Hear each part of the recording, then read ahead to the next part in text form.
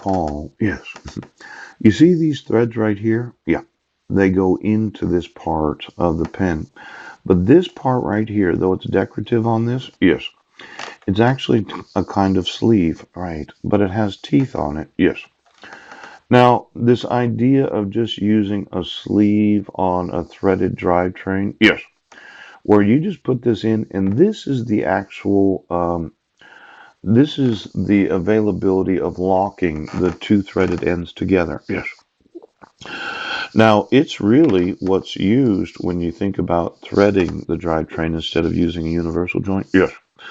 That adds for the availability of transferring torque from the electric motor through the pontonic to the rear axle. But if you didn't need gearing in the actual gearbox of the rear axle and the front, yes, all-wheel drive, it's possible that you could use the same type of design to simplify the movement of the motor so as that, well, it's almost a necessity because threading is kind of weird. Let's say you really stomped on it. Yes. It would tighten the threads in such a way that it would weaken. But if you have this additional, just it's a really simple universal joint, right? It actually works as a reinforcing the strength of the threads from the front and the back. Now, this reinforcement torque drive,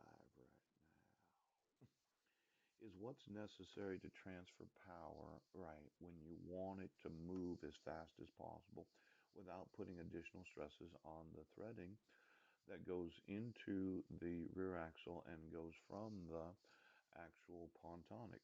Yes. Now this, because I like to go fast, I mean really fast.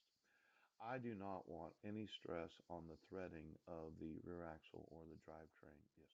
I can screw them in very easily. Yes, it can be a high tensile strength. But putting this, yes, between the pontonic drive, yes, as it transfers, yes, and then putting this into the rear gearbox, yes, that's all that's really necessary for the force.